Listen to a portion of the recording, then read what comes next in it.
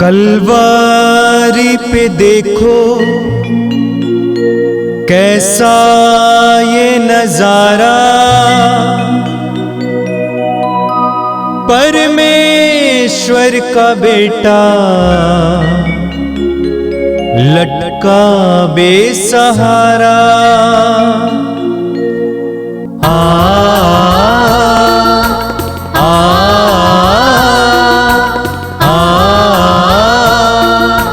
बहती रक्त धारा जिसमें सबको मिले मुक्ति, बहती रक्त धारा जिसमें सबको मिले शांति, बहती रक्त धारा जिसमें सबको मिले मुक्ति, बहती रक्त धारा जिसमें सबको मिले शांति। क्रिस्त में प्यारे भाइयों और बहनों, इस पवित्र रक्ताभिषेक प्रार्थना में मैं आप सभी का हार्दिक स्वागत करता हूँ। इस प्रार्थना के माध्यम से हमें प्रभु की आशीष और कृपा मिलती है। तो आइए बड़ी भक्ति के साथ इस प्रार्थना में हम भाग लेंगे। पिता और पुत्र और पवित्र आत्मा के नाम पर आमीन।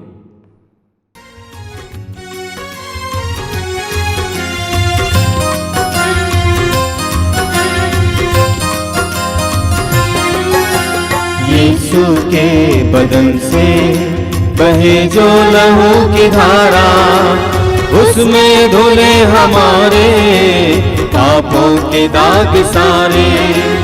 यीशु के बदन से बहे जो लहू की धारा, उसमें धुले हमारे पापों के दाग सारे। रख ले उसी में आशा, त्यज दे सभी निराशा, यीशु ही हमारे जीवन पार लगाए। रख ले उसी में आशा, त्यज दे सभी निराशा, यीशु ही हमारे जीवन पार लगाए। यीशु के बदन से बहे जो लहू की धारा, उसमें धुले हमारे पापों के दाग सारे। यीशु के बदन से बहे जो लहू की धारा, उसमें धुले हमारे पापों के दाग सारे। आप मेरे पीछे दोहराएंगे। हे प्रेमी पिता, हे प्रेमी पिता, हम तुझे धन्यवाद देते हैं, हम तुझे धन्यवाद देते हैं क्योंकि तूने हमसे इतना प्यार किया हमसे इतना प्यार किया कि हमारे लिए अपने इकलौते पुत्र को अर्पित किया, जिससे जो उसमें विश्वास करे उसका सर्वनाश ना हो बल्कि अनंत जीवन प्राप्त करे। हे संसार के मुक्तिदाता प्रभु यीशु, हम तेरे बलिदान के लिए तुझे धन्यवाद देते हैं।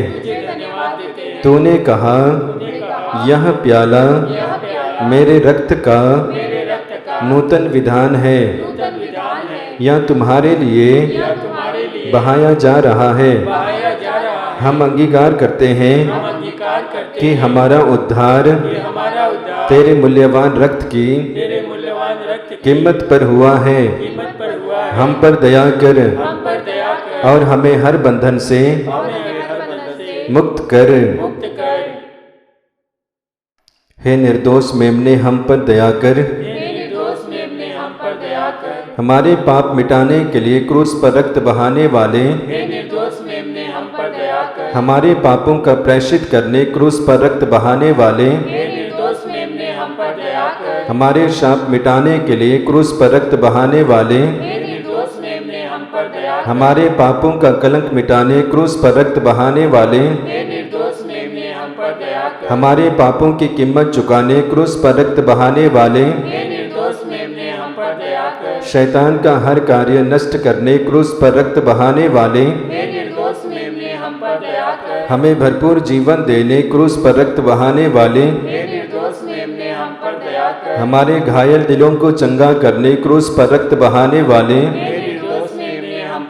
कर, रोगों से हमें चंगा करने क्रूस पर रक्त बहाने वाले, हे निर्दोष मेमने हम पर दया कर, हमें पिता से मेल कराने क्रूस पर रक्त बहाने वाले, हे निर्दोष मेमने हम पर दया कर, हमें एक दूसरे से मेल कराने क्रूस पर रक्त बहाने वाले, हे निर्दोष मेमने हम पर दया कर, हमें प्रेम की शिक्षा देने क्रूस पर रक्त बहाने वाले, हे निर्दोष मेमने हम पर दया कर, हमारे लिए स्वर्ग का द्वार खोलने क्रूस पर रक्त बहाने वाले, हे निर्दोष मेमने हम पर दया कर, हमारे बंधनों को तोड़ने के लिए क्रूस पर रक्त बहाने वाले, हे निर्दोष मेमने हम पर दया कर, हमारे आंसुओं को पोंछने के लिए क्रूस पर रक्त बहाने वाले, हे निर्दोष मेमने हम पर दया कर, हमें धर्मी बनाने के लिए क्रूस पर रक्त बहाने वाले, हे निर्दोष मेमने हम पर दया कर, हमें पवित्र करने के लिए क्रूस पर रक्त बहाने वाले, हे निर्दोष मेमने हम पर दया कर, हमें सशक्त करने के लिए क्रूस पर रक्त बहाने वाले, हे निर्दोष मेमने हम पर दया कर, हमें स्वतंत्र करने के लिए क्रूस पर रक्त बहाने वाले, हे निर्दोष मेमने हम पर दया कर,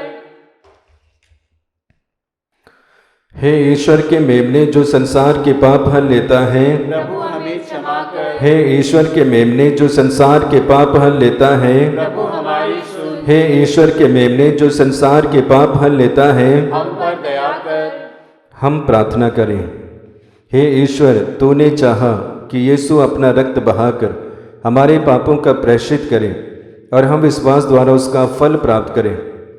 हम तो उससे प्रार्थना करते हैं कि उनके पवित्र रक्त की योग्यता से इस संसार पर दया कर और हमें हर बंधन से छुड़ा दे। हम यह प्रार्थना करते हैं उन्हीं हमारे प्रभु क्रिस्त के द्वारा, आमीन। आइए हम प्रभु यीशु मसीह के द्वारा सिखाई गई उस सुंदर और शक्तिशाली प्रार्थना को एक साथ बोलेंगे। हे हमारे पिता, जो स्वर्ग में है, तेरा नाम पवित्र माना जावे, तेरा राज्य आवे, तेरी इच्छा जैसे स्वर्ग में है वैसे इस पृथ्वी पर भी पूरी हो। हमारा प्रतिदिन का आहार आज हमें दे और हमारे अपराध हमें क्षमा कर, जैसे हम भी अपने अपराधियों को क्षमा करते हैं, और हमें परीक्षा में ना डाल परंतु बुराई से बचा। आमीन।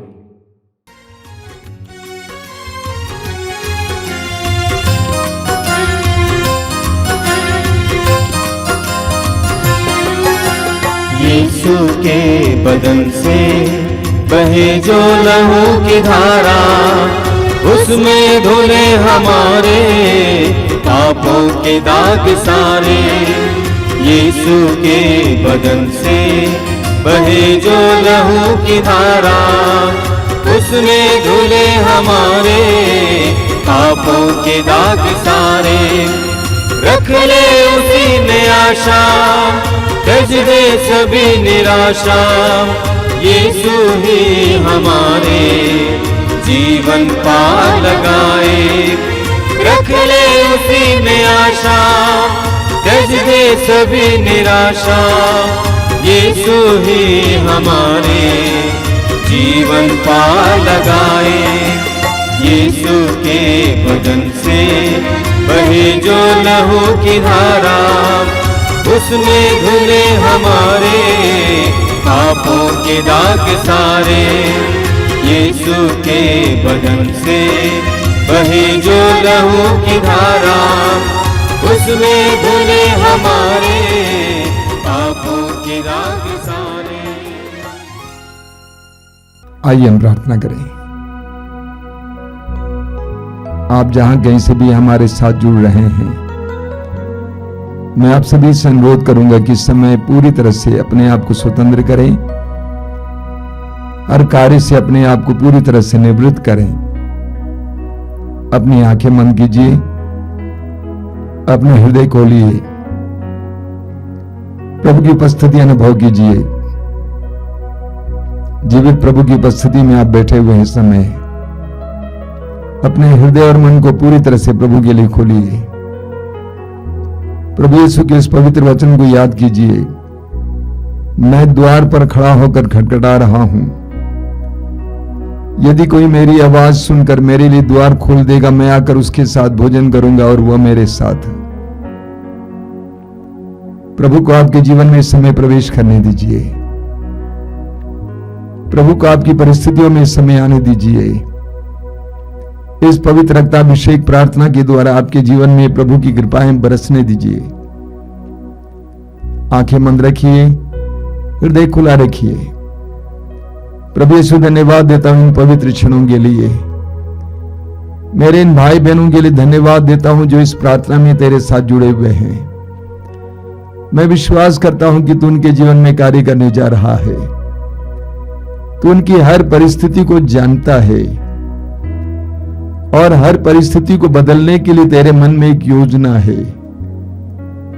प्रभु तेरे वचन में लिखा हुआ है, तुम्हारे लिए निर्धारित योजनाएं मैं जानता हूं, तुम्हारे हित की योजनाएं अहित की नहीं, तुम्हारे लिए आशामय भविष्य की योजनाएं, हमारे लिए योजनाएं रखने वाले ये दयालु प्रभु इस समय उन सब के जीवन में कार्य करना हो। आइए मेरे भाई और बहनों, इस समय पवित्र आत्मा के लिए अपने हृदय और मन को खोलें। पवित्र वचन को सुनने के लिए अपने आप को तैयार कीजिए। पवित्र आत्मा से प्रार्थना कीजिए कि आइए पवित्र आत्मा, मेरे मन को प्रकाशित कीजिए, मेरी बुद्धि को प्रकाशित कीजिए। तेरे पवित्र वचनों में छिपे हुए मर्म को समझने के लिए मुझे कृपा दीजिए। तेरे पवित्र वचनों के द्वारा मुझे सामर्थ्य प्रदान कीजिए, शक्ति प्रदान कीजिए। आइए पवित्र आत्मा। प्रभु यीशु ने अपने शिष्यों से कहा, पवित्र आत्मा वो सब कुछ तुम्हें समझाएगा, जो शिक्षा मैंने तुम्हें दी है उसके बारे में समझाएगा। पवित्र आत्मा को आने दीजिए। आइए पवित्र आत्मा, हमारे जीवन में आइए, हम सबको स्वतंत्र करने के लिए, विभिन्न प्रकार के बंधनों से आजाद करने के लिए, हमारे जीवन में विभिन्न प्रकार के रोगों से मुक्ति देने के लिए। आइए पवित्र आत्मा, पवित्र आत्मा का आह्वान कीजिए, पवित्र आत्मा का आह्वान कीजिए।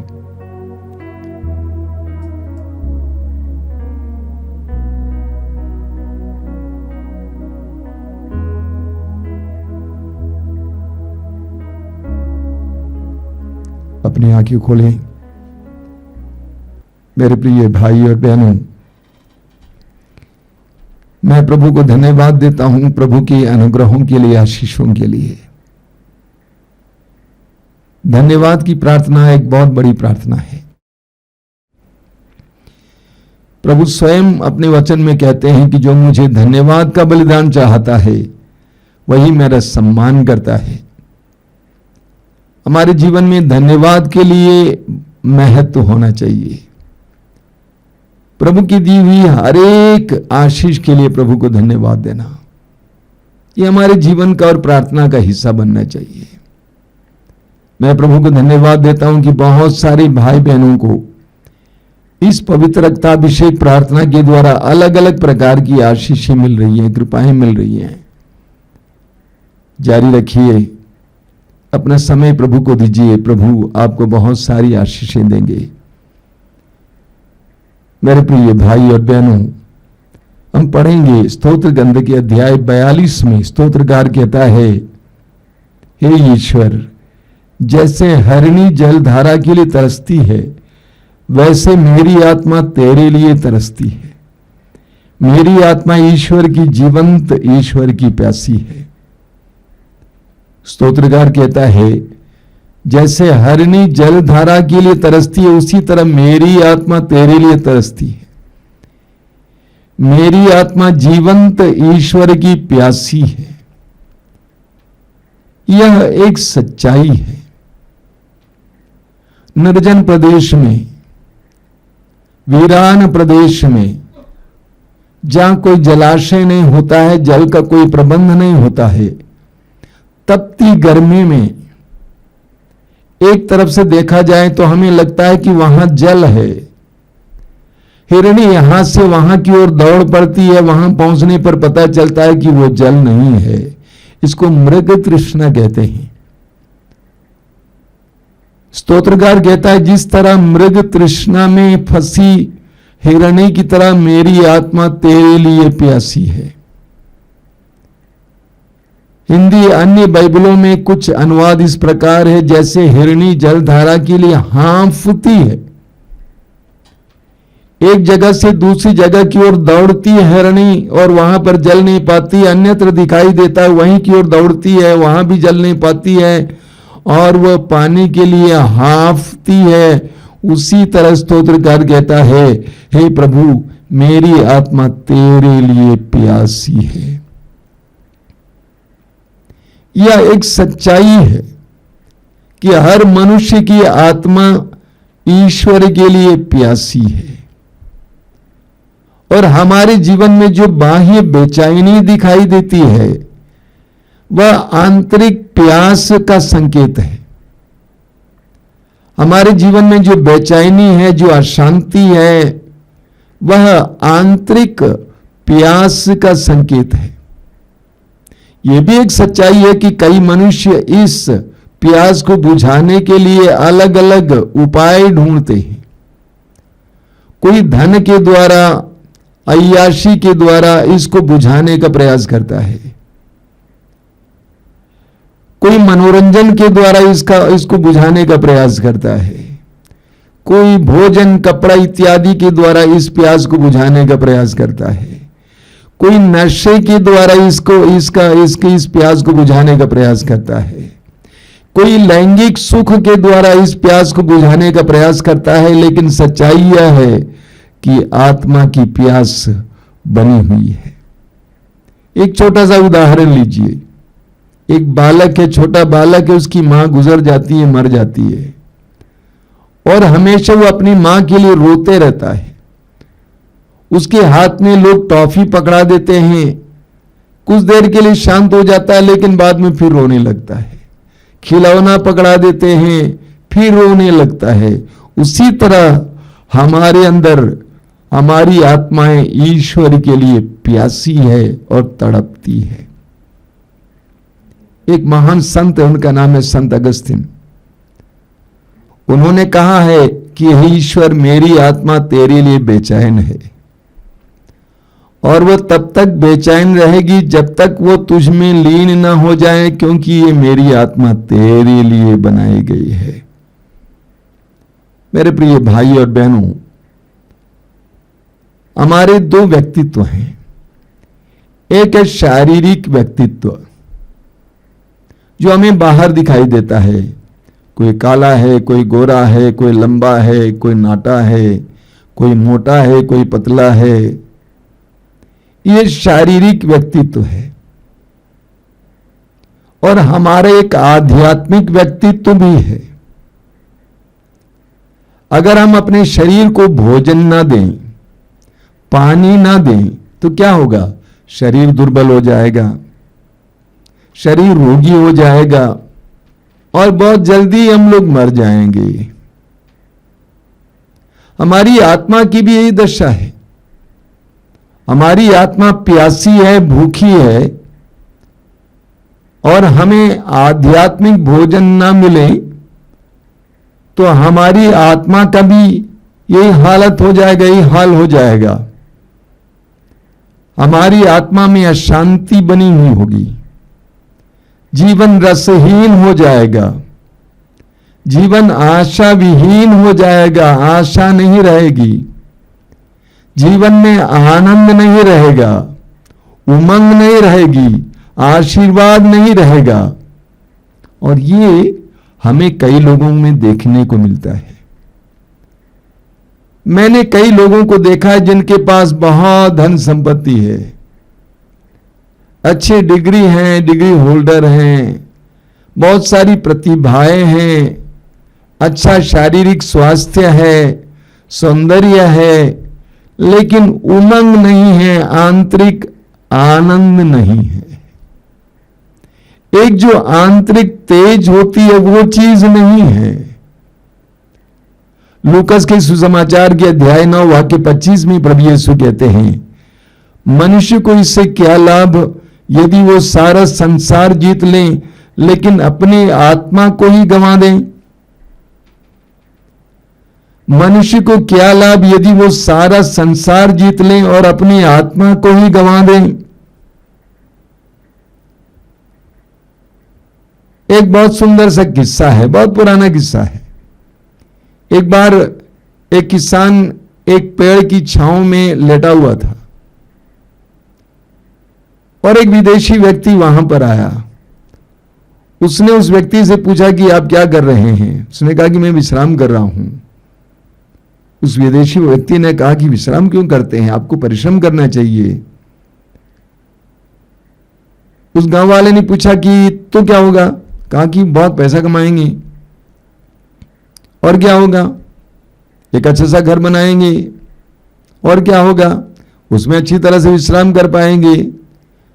उस गांव वाले ने कहा, मैं वही कर रहा हूं।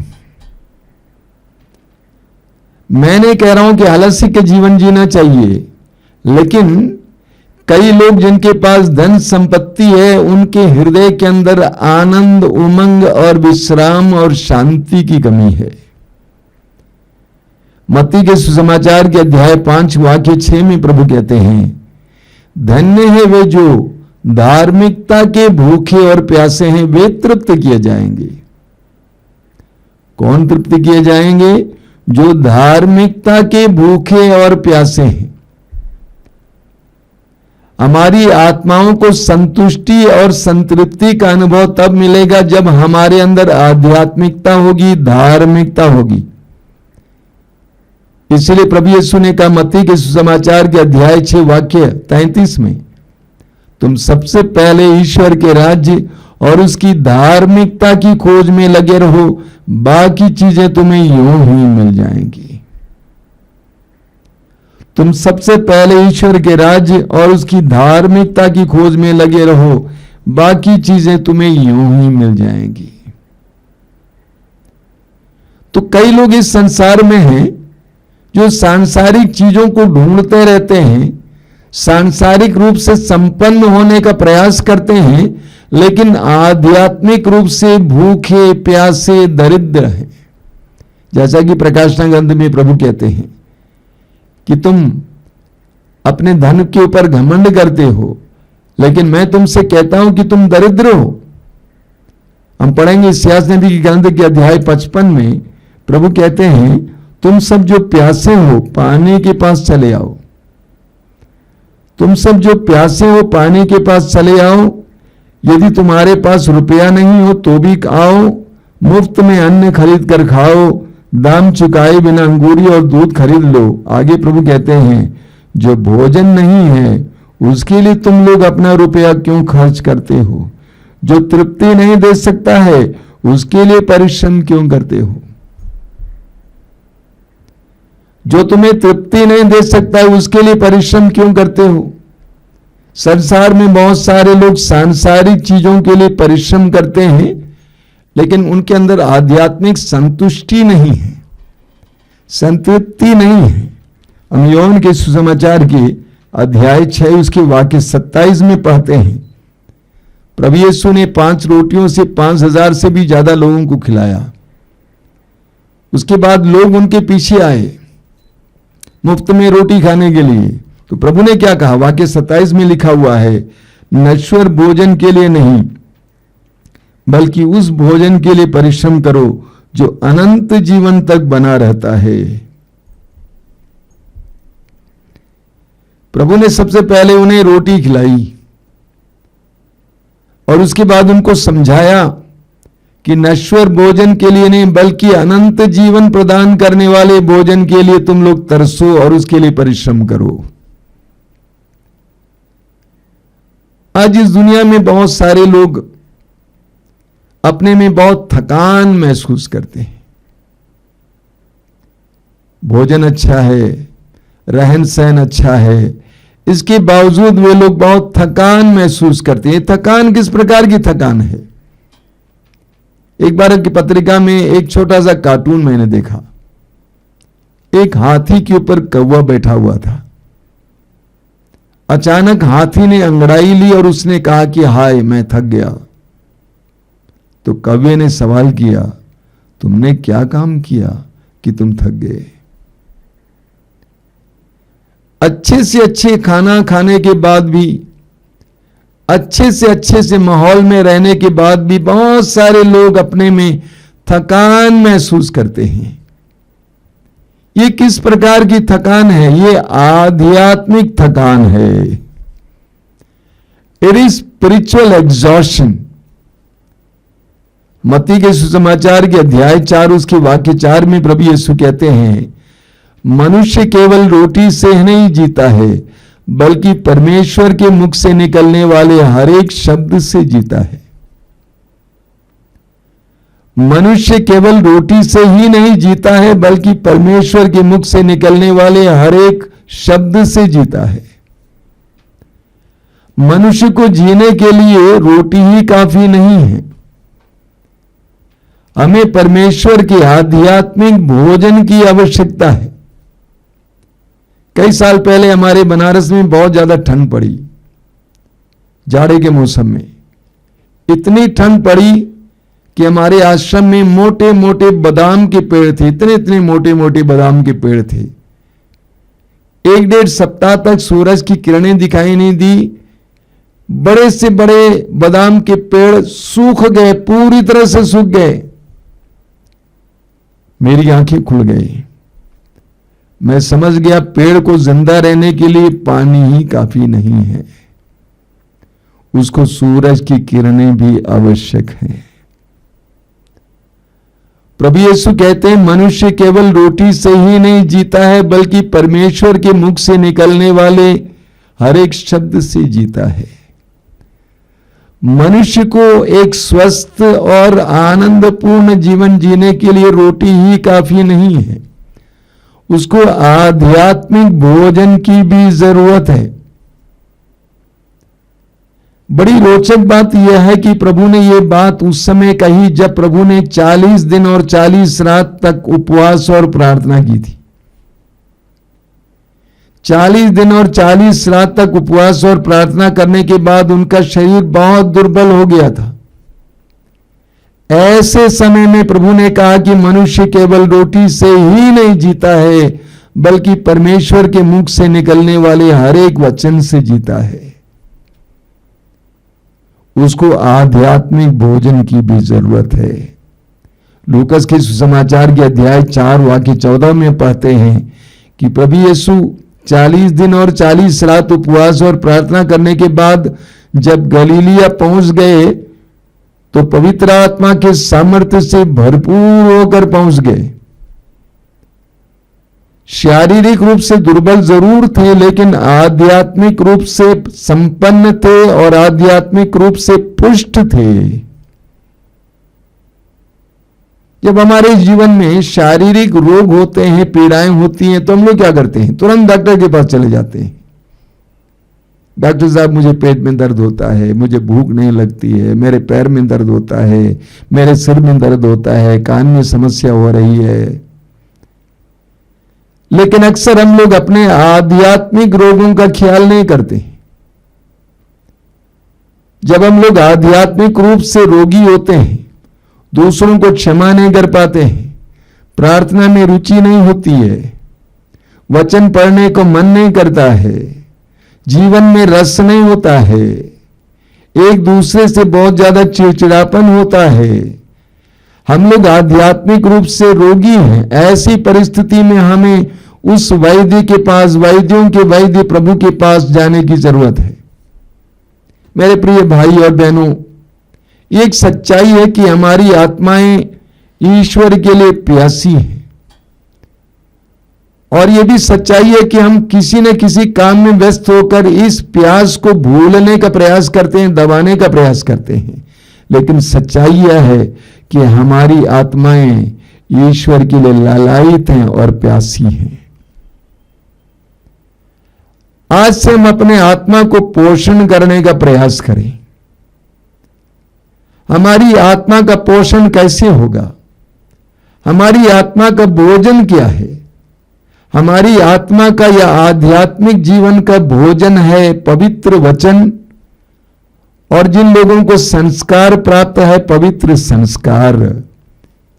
ये आध्यात्मिक जीवन का भोजन है, और आध्यात्मिक जीवन का पेय है प्रार्थना। प्रार्थना के द्वारा ईश्वर का जीवन हमारी ओर बहने लगता है, बहता है, और अन्य चीजें भी हमें ग्रहण करने की आवश्यकता है, जैसा कि परोपकार, दया, करुणा, क्षमा। इन सारी चीजों के द्वारा हमारी आत्माएं पुष्ट हो जाती है। जब हमारी आत्माएं पुष्ट हो जाती हैं, संतुष्ट हो जाती हैं, आत्मा की भूख और प्यास बुझती है, मिटती है, तब हम लोग प्रसन्न होते हैं, हमारे अंदर संतुष्टि महसूस करते हैं, हम दूसरों को क्षमा कर पाते हैं, हम उदार बन जाते हैं, हम नम्र बनते हैं, हमारे अंदर आनंद होता है और इस आनंद के द्वारा हम दूसरों के जीवन को भी आनंदित कर पाते हैं। जब हम लोग आध्यात्मिक रूप से पुष्ट होते हैं तो वो हमारे चेहरे पर, हमारे हाव भाव पर, हमारे जीवन पर, हमारी जीवन शैली पर दिखाई देता है और हम दूसरों के लिए एक चमकता हुआ दीपक बनते हैं। बहुत सारे संत हैं और ऐसे लोग हैं जो संत जैसा जीवन जीते हैं, लोग उनकी ओर आकृष्ट हो जाते हैं। वो कौन सी चीज है जो उनको आकृष्ट करती है? ये आध्यात्मिक संपन्नता, ये आध्यात्मिक संतुष्टि और आध्यात्मिक सुख लोगों को आकृष्ट करता है। और लोग आकर पूछते हैं कि हम भी क्या करें, बताइए, हमारे अंदर बहुत ज्यादा परेशानी है, बहुत ज्यादा पीड़ा है, हमारे अंदर संतुष्टि नहीं है, हम दुखी रहते हैं, हम उदास रहते हैं, हम प्यासे रहते हैं, हम दूसरों को क्षमा नहीं कर पाते, हम क्या करें? उन्हें भी हम इस आध्यात्मिक भोजन और पेय के बारे में समझा पाएंगे। हमारी आत्माएं ईश्वर के लिए प्यासी हैं। हमारे अंदर एक आध्यात्मिक भूख और प्यास है, उसको मिटाने के लिए, उसको बुझाने के लिए हम परिश्रम करें। आइए हम प्रार्थना करें। धन्यवाद देते हैं प्रभु इन पलों के लिए, तेरे पवित्र वचनों के लिए धन्यवाद देते हैं। यूहन्ना के सुसमाचार के अध्याय 7 वाक्य 37 में तूने कहा है, यदि कोई प्यासा हो वो मेरे पास आए, जो मुझ में विश्वास करता है वो अपनी प्यास बुझाए। तूने हमारा आह्वान किया है। क्या तुम प्यासे हो? क्या तुम्हारे अंदर बेचैनी है? क्या तुम अशांत हो? क्या तुम थक गए हो? मेरे पास आओ, मुझ में विश्वास करो और अपनी प्यास को बुझाओ।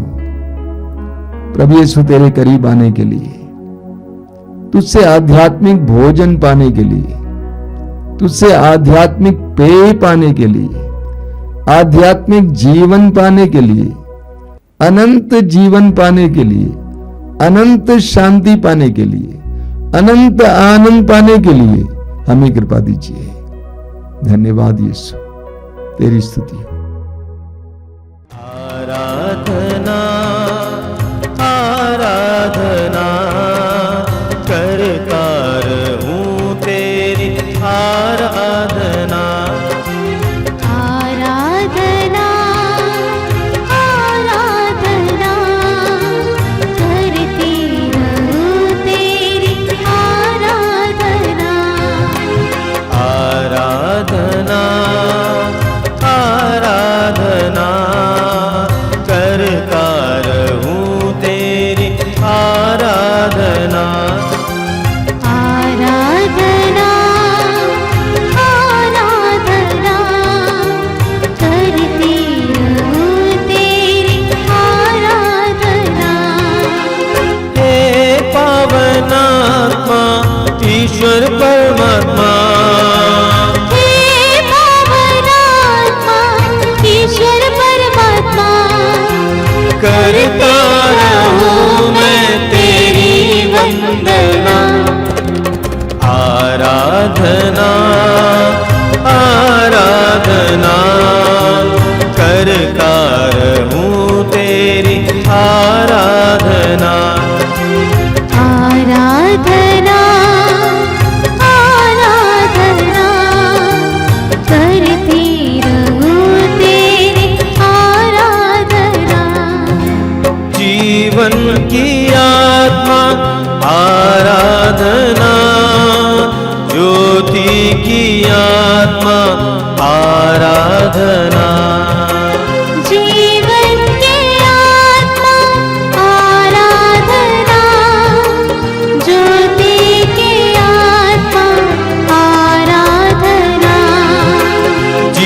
जीवन की आत्मा आराधना, ज्योति की आत्मा आराधना, जीवन के आत्मा आराधना, ज्योति की आत्मा आराधना।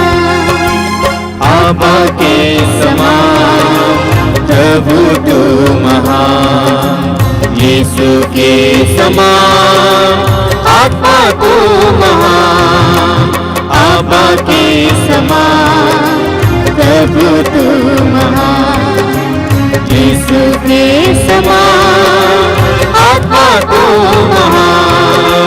तेरे पावन आत्मा ईश्वर परमात्मा, करता रहूं मैं तेरी वंदना, आराधना आराधना, करता रहूं तेरी आराधना। शांति की आत्मा आराधना, शक्ति की आत्मा आराधना, शांति की आत्मा आराधना, शक्ति की आत्मा आराधना, शांति की आत्मा आराधना, शक्ति की आत्मा आराधना, शांति की आत्मा आराधना, शक्ति की आत्मा आराधना। हे जीवन दाता तू आशय दाता, हे स्नेही आत्मा कृपा का तू सागर, हे जीवन दाता तू आशय दाता, हे स्नेही आत्मा कृपा का तू सागर, हे पावन आत्मा ईश्वर परमात्मा, करता रहूं मैं तेरी वंदना, आराधना आराधना, करता रहूं तेरी आराधना, आराधना आराधना, करती रहूं तेरी आराधना। हे पावन आत्मा ईश्वर परमात्मा, हे पावन आत्मा ईश्वर परमात्मा, करती रहूं मैं तेरी वंदना, आराधना आराधना, करता रहूं तेरी आराधना, करता रहूं तेरी आराधना, करता रहूं तेरी आराधना।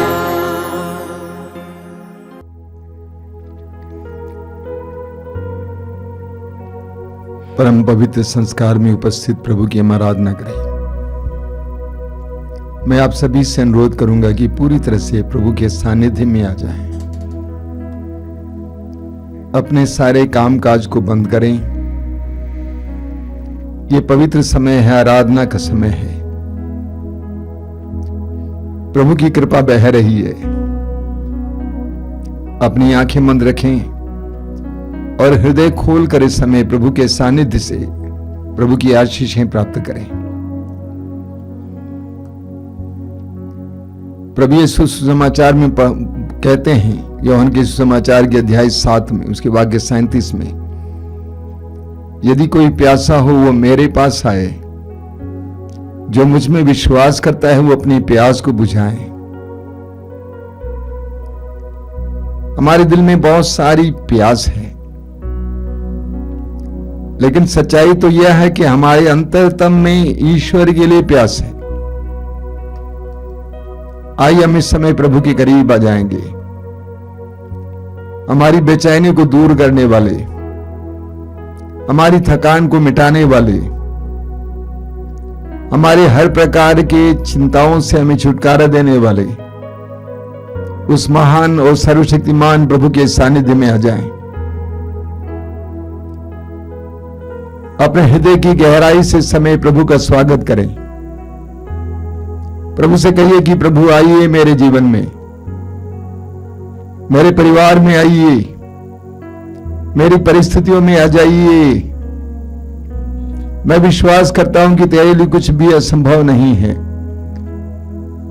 तूने स्वयं अपने वचन में कहा है, विश्वास करने वालों के लिए कुछ भी असंभव नहीं है, और जो तुझ पर विश्वास करता है उसके लिए कुछ भी असंभव नहीं है। तू असंभव को संभव करने वाला प्रभु है। लूकस के सुसमाचार के अध्याय 18 वाक्य 27 में तू कहता है, जो मनुष्यों के लिए असंभव है वो ईश्वर के लिए संभव है। आई बिलीव लॉर्ड, मैं विश्वास करता हूं यीशु। अपने परिवार की परिस्थिति को तेरे सामने लाता हूं, अपने व्यक्तिगत समस्याओं को तेरे सामने लाता हूं, अपने देश को तेरे सामने लाता हूं। आइए मेरे भाई और बहनों, इस समय पूरे विश्वास के साथ प्रभु की उपस्थिति में आइए, प्रभु के दरबार में आइए। अपने विश्वास को बढ़ाइए, भरोसे को बढ़ाइए। इस पवित्र रक्ताभिषेक प्रार्थना के दौरान प्रभु आपके जीवन में और आपके परिवार के जीवन में काम करने जा रहे हैं, ये विश्वास कीजिए और अपनी सारी परिस्थितियों को प्रभु को समर्पित कीजिए। ये बहुत आवश्यक है कि हम अपनी परिस्थितियों को प्रभु को समर्पित करें, प्रभु के हवाले कर दें। हम कई बातों के बारे में चिंतित रहते हैं और अपने आप को दुख देते हैं। प्रभु यीशु ने कहा, किसी बात की चिंता ना करो। प्रभु ने कहा कि कल की चिंता मत करो, आज की चिंता आज के लिए काफी है। और इसलिए पूरी तरह से समय आजादी के साथ अपने आप को प्रभु के हवाले कर देंगे, प्रभु पर विश्वास करेंगे। प्रभु यीशु, मैं तुझे धन्यवाद देता हूं इस पवित्र समय के लिए। मेरे इन भाई बहनों के लिए धन्यवाद देता हूं जो इस प्रार्थना के जरिए तेरे साथ जुड़े हुए हैं। मैं विश्वास करता हूं कि वे तेरे साथ जुड़े हुए हैं। मैं विश्वास करता हूं कि हर एक भाई बहन की आवश्यकता को तू जानता है, हर एक के पृष्ठभूमि को तू जानता है, हर एक के दिल के भाव को तू जानता है, एक एक धड़कन को तू जानता है। आइए सुन के जीवन में कार्य करने आइए मेरे भाई और बहनों, इस समय हृदय खोलकर हम प्रभु की स्तुति और आराधना करेंगे। मेरे पीछे दोहराएंगे, हालेलुया, हालेलुया, हालेलुया, हालेलुया। मेरी आत्मा, मेरी आत्मा, हे ईश्वर, तेरे लिए प्यासी है, तेरे लिए प्यासी है, तेरे लिए प्यासी है। तेरे लिए प्यासी है। जिस तरह हिरनी जलधारा के लिए हिरनी जलधारा के लिए तरसती है, उसी तरह मेरी आत्मा तेरे लिए तरसती है, तेरे लिए तरसती तेरे लिए प्यासी है। तेरे लिए प्यासी है। हालेलुया, हालेलुया, हालेलुया, हालेलुया, हालेलुया, हालेलुया, हालेलुया। हालेलुया। मैं विश्वास करता हूँ मैं विश्वास करता हूँ तू ही मेरे जीवन की तू ही मेरे जीवन की सारी समस्याओं का समाधान है, सारी समस्याओं का समाधान, सारे सवालों का जवाब है। सारे सवालों का जवाब है। हालेलुया, हालेलुया, हालेलुया, हालेलुया, हालेलुया। सारे हृदय से हम तेरी आराधना करते हैं, तेरी आराधना हम तेरी स्तुति करते हैं। तेरी स्तुति सभी स्वर्गदूतों और संतों के साथ स्वर्गदूतों और संतों के साथ हम तेरी आराधना करते हैं। तेरी आराधना हालेलुया, हालेलुया, हालेलुया। हालेलुया। जीवन की सब पीड़ाओं के साथ, जीवन के सब पीड़ाओं के शरीर के थकान के साथ, शरीर के रोगों के साथ शरीर के रोगों के हम साथ तेरी आराधना करते हैं। तेरी आराधना हालेलुया, हालेलुया, हालेलुया, तेरी आराधना हो, तेरी आराधना तेरी महिमा हो। तेरी महिमा हो। हे स्तुति के सिंहासन पर विराजमान प्रभु, हे स्तुति के सिंहासन पर विराज, हम तेरी आराधना करते हैं। हम तेरी आराधना, हालेलुया, हालेलुया, हालेलुया। हे महिमा में प्रभु, हे महिमा में प्रभु, हे भाव प्रभु, हे भाव प्रभु, हे अद्भुत प्रभु, हे अद्भुत प्रभु, हम तेरी आराधना करते हैं। तेरी आराधना, हालेलुया, हालेलुया, हालेलुया, हालेलुया, हालेलुया, हालेलुया, हालेलुया, हालेलुया। धन्यवाद, धन्यवाद, धन्यवाद, धन्यवाद, धन्यवाद, धन्यवाद, धन्यवाद, धन्यवाद। आराधना, आराधना, आराधना, आराधना, आराधना, आराधना, आराधना, आराधना, आराधना, आराधना, आराधना, आराधना। हालेलुया, हालेलुया, हालेलुया, हालेलुया, हालेलुया, हालेलुया, हालेलुया।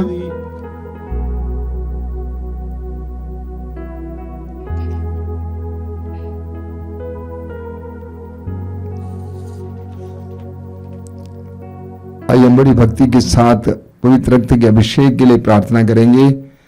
अभिषेक दीजिए, अभिषेक दीजिए। वो गीत गाते हुए मैं आप सभी से अनुरोध करूंगा कि मुंह खोलकर इस गीत को दोहराते जाएंगे।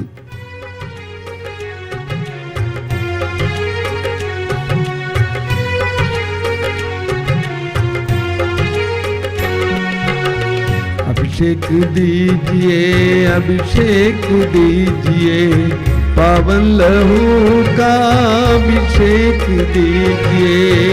अभिषेक दीजिए, अभिषेक दीजिए, पावन लहू का अभिषेक दीजिए। अभिषेक दीजिए, अभिषेक दीजिए, पावन लहू का अभिषेक दीजिए। अभिषेक दीजिए, अभिषेक दीजिए, पावन लहू का अभिषेक दीजिए। पाप अधर्म से भारी है धरती, पाप मिटाने अभिषेक दीजिए। अभिषेक दीजिए, अभिषेक दीजिए, पावन लहू का अभिषेक दीजिए। युद्ध और विनाश का अंधेरा है छाया, शांति दिलाने अभिषेक दीजिए। अभिषेक दीजिए, अभिषेक दीजिए, पावन लहू का अभिषेक दीजिए। जकड़ा है मानव पापों के जाल में, बंधन तोड़ने अभिषेक दीजिए। अभिषेक दीजिए, अभिषेक दीजिए, पावन लहू का अभिषेक दीजिए। अश्लीलता का बादल घनेरा पवित्र करने अभिषेक दीजिए।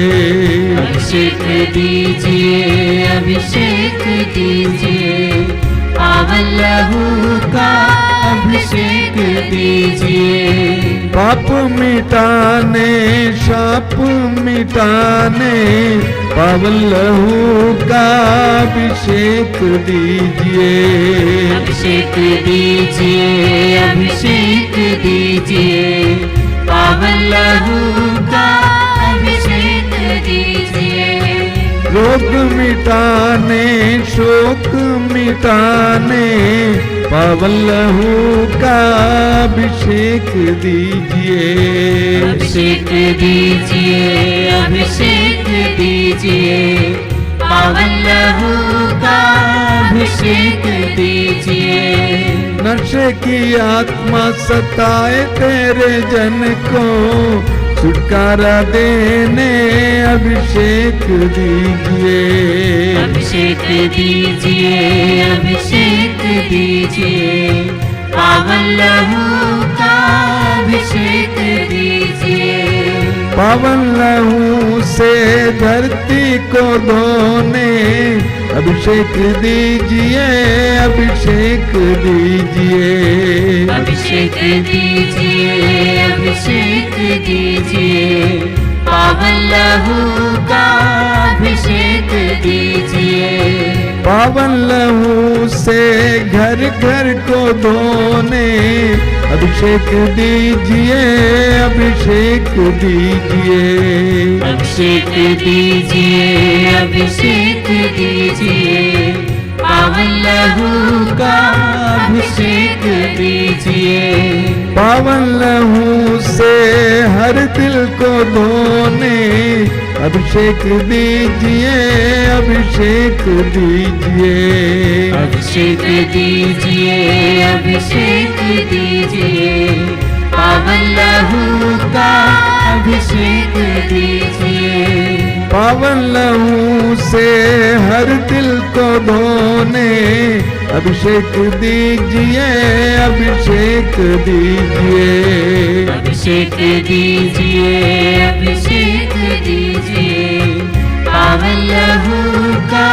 अभिषेक दीजिए, पावन लहू से हर तन को धोने अभिषेक दीजिए, अभिषेक दीजिए, अभिषेक दीजिए, अभिषेक दीजिए, पावन लहू का जोर से अभिषेक दीजिए, अभिषेक दीजिए, अभिषेक दीजिए, पावन लहू का अभिषेक हर बार गाएंगे। दीजिए, अभिषेक दीजिए, अभिषेक दीजिए, पावन लहू का अभिषेक दीजिए, अभिषेक दीजिए, अभिषेक दीजिए, पावन लहू का अभिषेक दीजिए। हालेलुया, हालेलुया, हालेलुया, हालेलुया, हालेलुया, हालेलुया, हालेलुया, हालेलुया, हालेलुया, हालेलुया, हालेलुया, हालेलुया, हालेलुया, हालेलुया, हालेलुया, हालेलुया, मौन होकर इस समय प्रभु के पवित्र रक्त के अभिषेक अनुभव कीजिए। यीशु का पवित्र रक्त, मूल्यवान रक्त जो हमारे लिए बहाया गया, एक एक बूंद रक्त हमें शुद्ध और पवित्र करता है। प्रभु के दिव्य रक्त के द्वारा इस समय हमें शुद्धिकरण मिले। प्रभु हमें शुद्ध करे, हमारे परिवारों को शुद्ध करे। प्रार्थना कीजिए।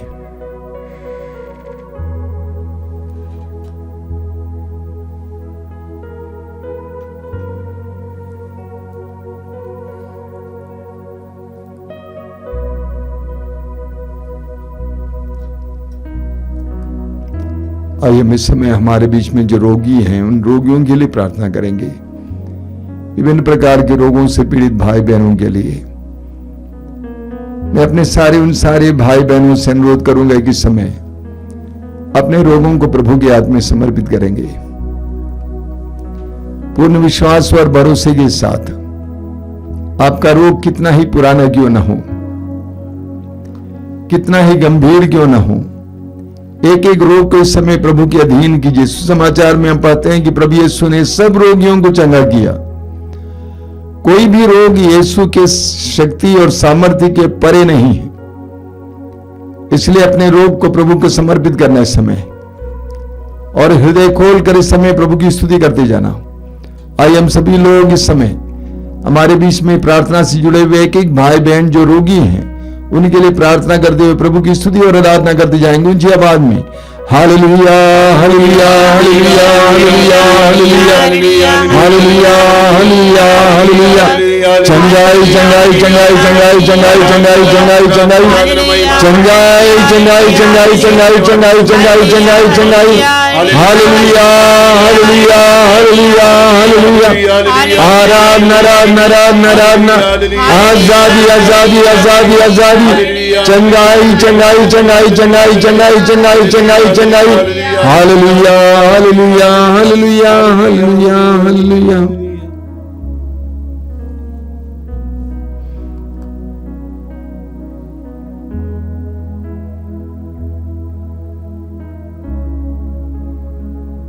बड़ी भक्ति के साथ हम इस समय प्रभु की आशीष पाएंगे।